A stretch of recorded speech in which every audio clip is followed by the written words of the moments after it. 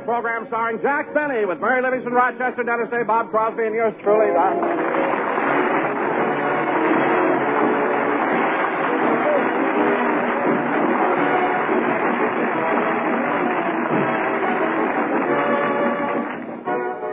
Ladies and gentlemen, last Thursday was Thanksgiving, and Jack invited his whole gang over for dinner.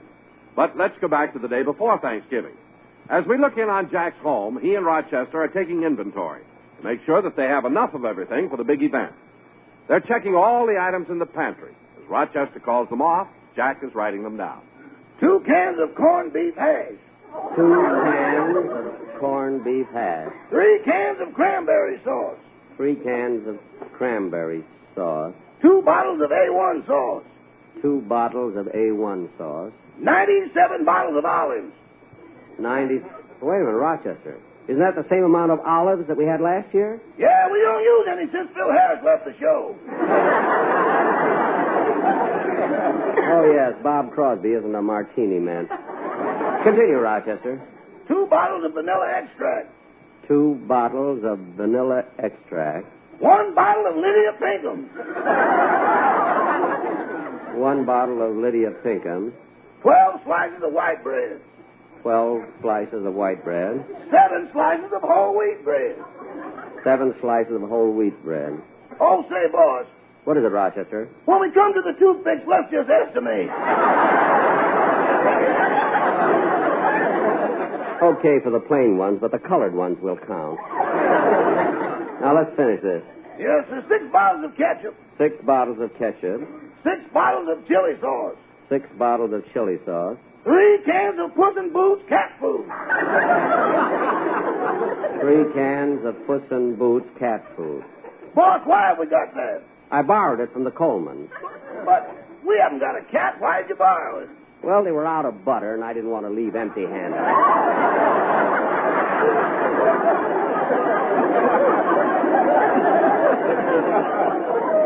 We'll use it someday. Continue. 1 sack of Idaho potatoes. 1 sack of Idaho. Rochester, answer the door. I'll finish the inventory. Yes, sir. Hello, Rochester. Oh, hello, Miss Livingston. Welcome to Ralph's Supermarket. What? Come right in. Oh, hello, Mary. Hello, Jack. What are you doing up on that stool? I'll be finished in a minute. I'm just putting some stuff back on the top shelf. Would you please hand me those 2 jars of caviar? Oh, fine. Fish eggs from a frightened mackerel, and he calls it caviar. Mary, why do you have to come over here and... Jack, look out! The stool! The cans are falling!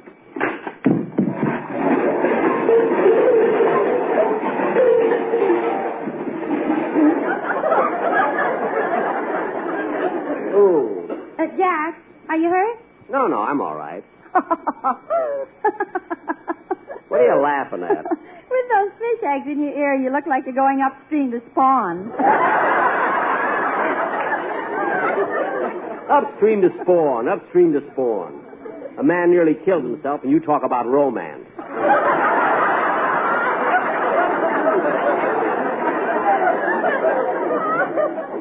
Now, I don't care. Answer that, will you, please? Okay. Hello, Mr. Benny's residence. Hey, Mary, how come you're answering the phone? You got new clause in your contract? No, Bob. Jack would have answered it, but he can't. He's lying on the floor. Oh, holy smoke, he's getting as bad as my musician. It isn't that at all. He fell off a stool. Oh, well, that's what the boys in the band do. Look, Bob, it's kind of hard to explain, but he fell while checking some stuff in the pantry. The pantry? Yeah, he's making sure he's enough of everything for his big Thanksgiving dinner. You're coming, aren't you? Oh, sure. I bought my ticket 2 weeks ago.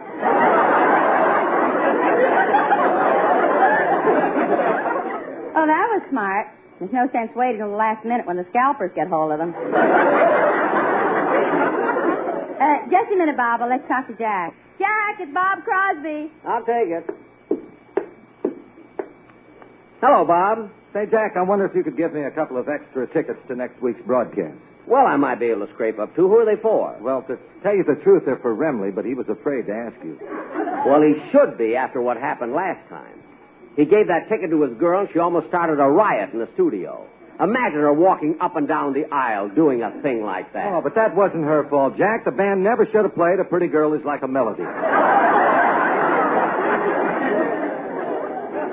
All right, but where did she get the balloon? Where did she get the balloon? Where'd you get the pin?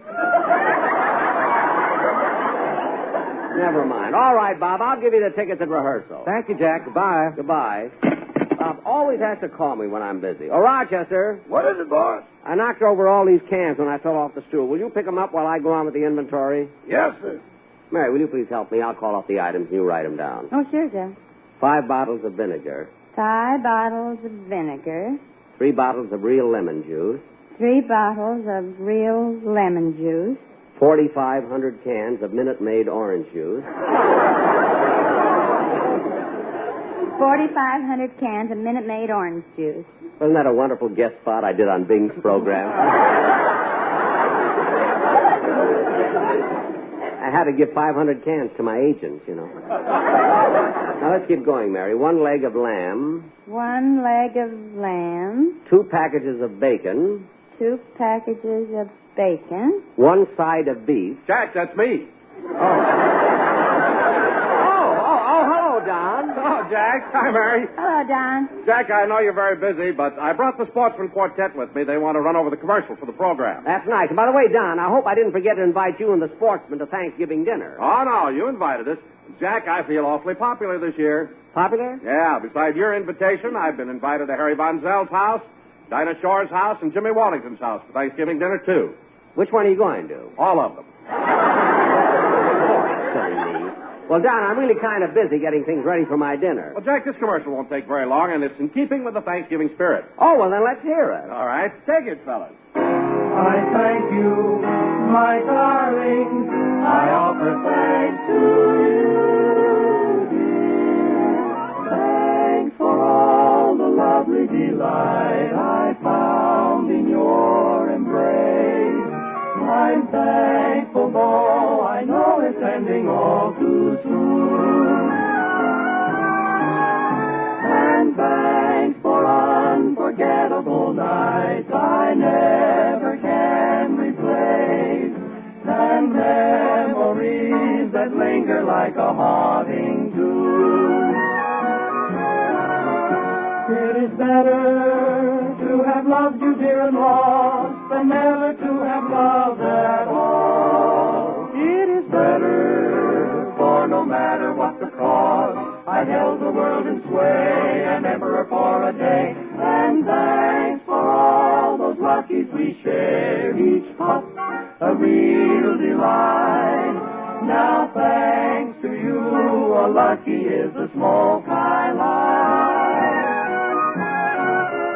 Quite a lucky, it's a fresher, smoother smoke that's made of fine tobacco too. Papa Lucky, you like Lucky's better taste, and there are no loose ends to ever annoy your friends. So thanks again for putting me wise to smoking paradise, for changing me to LSD. My thanks, I really thank you. Thanks for all those good old lucky strikes.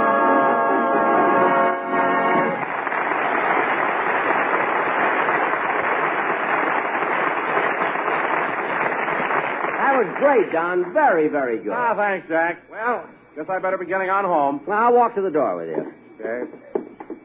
Say, Don, I've been wanting to ask you something for a long time. What is it, Jack? Well, even though the Sportsmen have been with me 5 years now, I never did find out how they formed their group. Funny, I never asked you about that. That's quite an interesting story, Jack. It started up in Las Vegas, you Las see. Vegas? Yeah. 2 of the boys were singing as a duet in the Flamingo, and 2 of them were singing as a duet at the Sahara. Uh-huh. And just by chance, they got together and formed a quartet. Well, I'll be darned. 2 and 2. They made 4 the hard way, didn't they? Well, so long, Don. See you and the boys Thursday. So long. Well, I better go back and finish the inventory. Say, Mary. Just a minute, Jack. Go ahead, Rochester. 12 cans of crushed pineapple. 12 cans of crushed pineapple. 19 cans of condensed milk. 19 cans of condensed milk.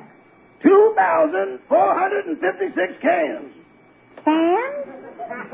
Cans of what? Just cans, Mr. Benny. Don't throw nothing away. Certainly not. I pay them and hang them on Christmas trees.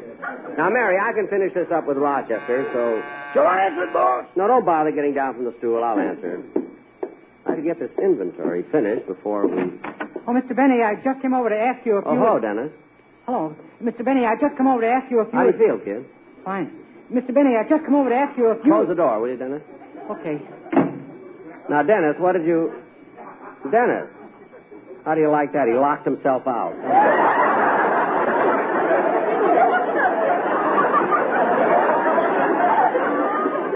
Oh, well, if you...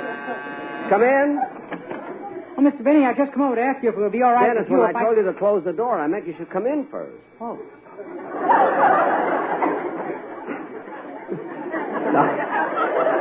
Now, what did you want to ask me? If I could use your phone, our house is on fire.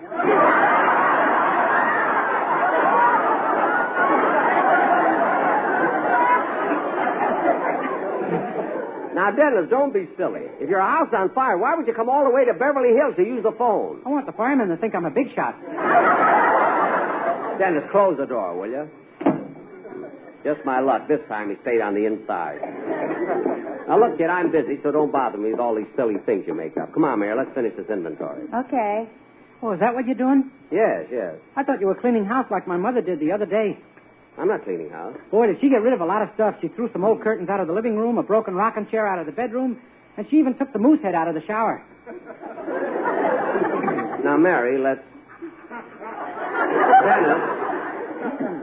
Dennis, she took what out of the shower? The moose head.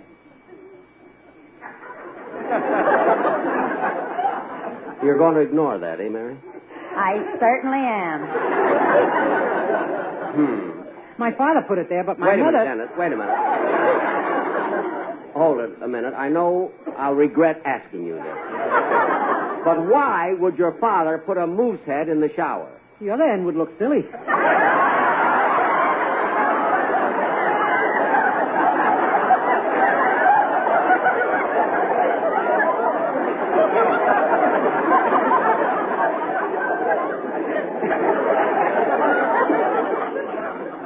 Well, that I can understand. Now, Dennis, besides your house being on fire and your father being in a shower with a moose, what else is new? Well, I've been rehearsing my song all week. Would you like to hear it? I'd love to. Anything. Go ahead. Okay. Hold it a minute, Dennis. Yes, sir. Hello? Hello, Mr. Benny. This is Mel Blanc. Hello, Mel. What is it? Mr. Benny, I've been on your program for 10 years now, and I ain't never complained before, but this time I gotta.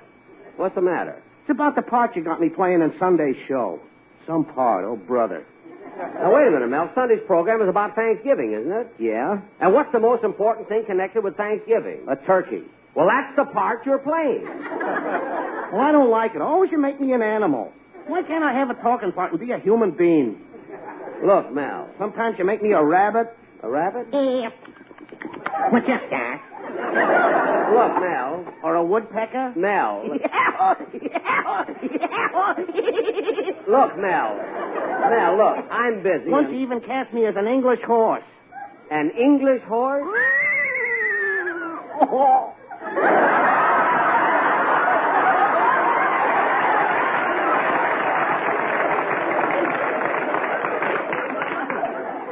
Mel, I'm sorry. Just that you have to play the parts that are needed. You may not realize it, Mr. Benny, but I'm pretty important to you. Important? Yeah, if it wasn't for me, you'd never get any place. What are you talking about? I wouldn't get any place. Every time you start that lousy Maxwell, I almost break a blood vessel going...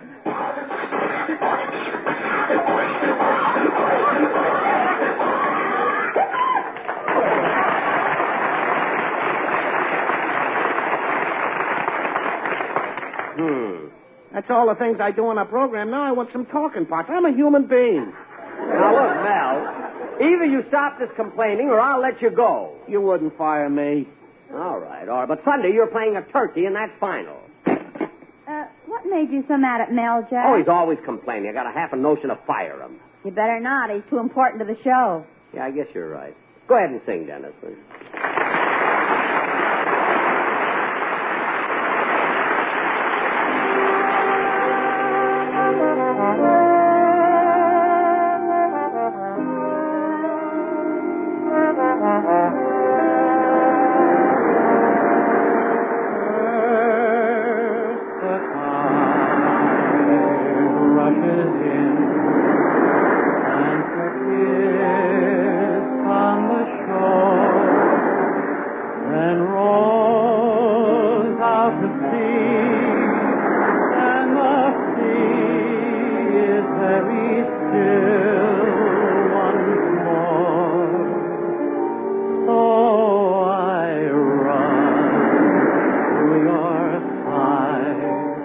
Like the oncoming tide, with one burning thought, will your arms open wide? At last we're face to face, and as we kiss through an embrace, I can tell.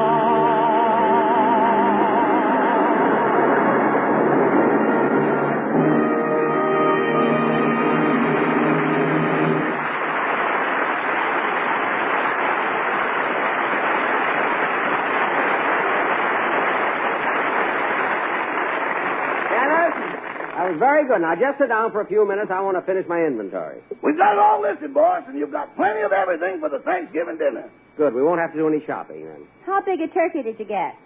Turkey? I knew I forgot something.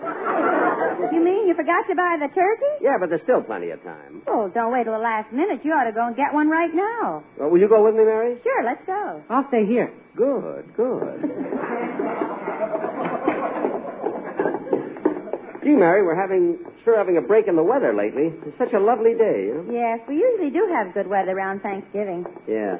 Oh, Mary, look over there at those boys playing football. Hey, Joey, take it to me now. They're nice kids, Mary. They're in my Beverly Hills Beavers Club, you know. The bigger one is Stevie Kent. His folks live on the corner. Every time I go for a walk, I stop and talk with him. Hey, Stevie! Throw the ball over here! Huh? Oh, Mr. Benny, here it comes. Look out. I think it's too high. You'll have to run for it. Faster! You better jump for it. Wow! What a catch! Say, that was a good catch, Mary. How'd you do it?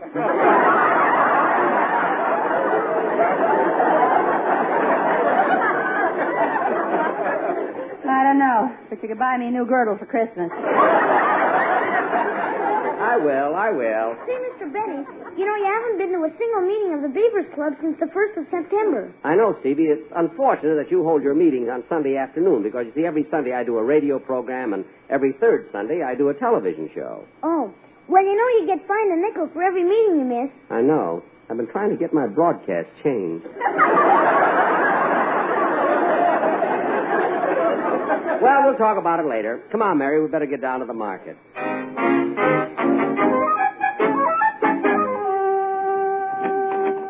Gee, these supermarkets are so big, I always get lost in them. Jack, there's the poultry department over there. Oh, yes. Come on, Mary. Let's walk over to the counter and we'll, Hello, Mr. Benny. Well, Mr. Kessler. Mr. Kissel, what are you doing working in the poultry department? Well, I got the job on account of my uncle. Oh, he owns the market? No, I owe him money. Oh, well, look, Mr. Kittle, I want to buy a turkey. Are they very expensive? You mean they're that high? Come here a minute. Huh? Step closer. Do you know what turkeys are selling for today? No. Come a little closer.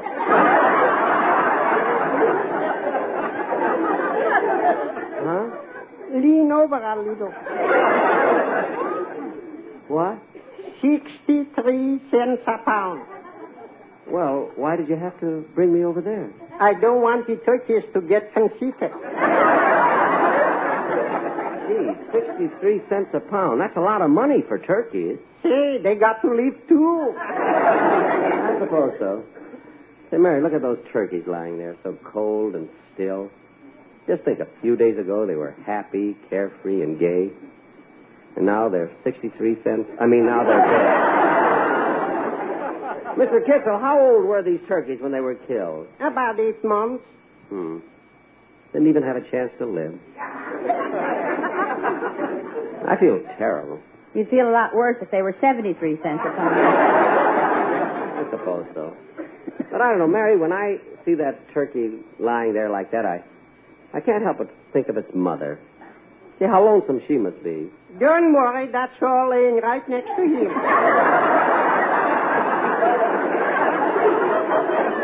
Oh. Say, Jack, while you're getting the turkey, I better shop around and get some things for the stuffing. I think I have everything at home, Mary. What about cracker crumbs? Plenty. Stale bread? 2 loaves. Oysters? 1 can. Sage? 39. What?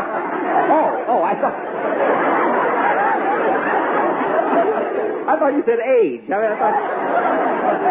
Yes, we have everything. Well, Mr. Benny, what's your pleasure if I can be so pleasant? Well, I'd like to get a live turkey, about 25 pounds. Live turkeys are over there, down by the end of the counter. Oh, yes. I think I'll take that one on the right. It looks nice and plump. Put on your glasses. That's my wife.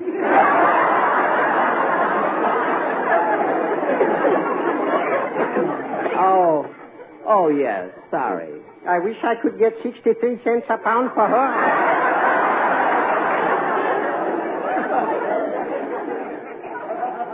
What?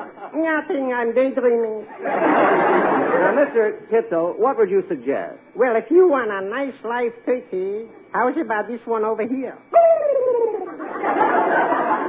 Say, Jack, this one's nice and plump. Oh, I've seen turkeys look plump, but they were all feathers. I'm going to feel this one myself. Hold still, turkey.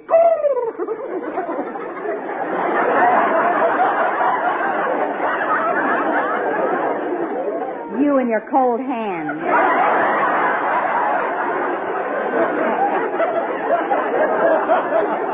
Well, how much does this turkey weigh? About 160 pounds. I thought so. Why does this turkey weigh so much? He's also an English horse.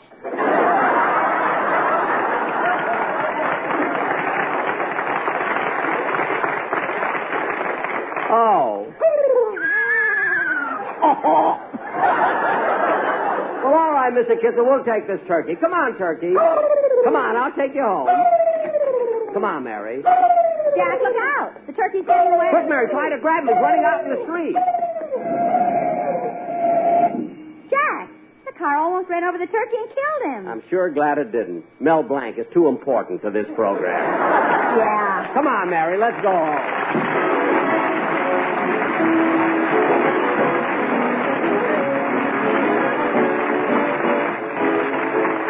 Jack will be back in just a minute. Well, Rochester, the gang will be over this evening for Thanksgiving dinner. Is everything ready? Yes, sir. Then put the turkey in the oven. But, boss. Do as I say. Put the turkey in the oven. But, boss. Rochester, I'm telling you to put the turkey in the oven. Now, wait a minute. This has gone far enough. After all, I'm a human being. Oh, Mel, you spoiled the whole illusion. Good night, folks.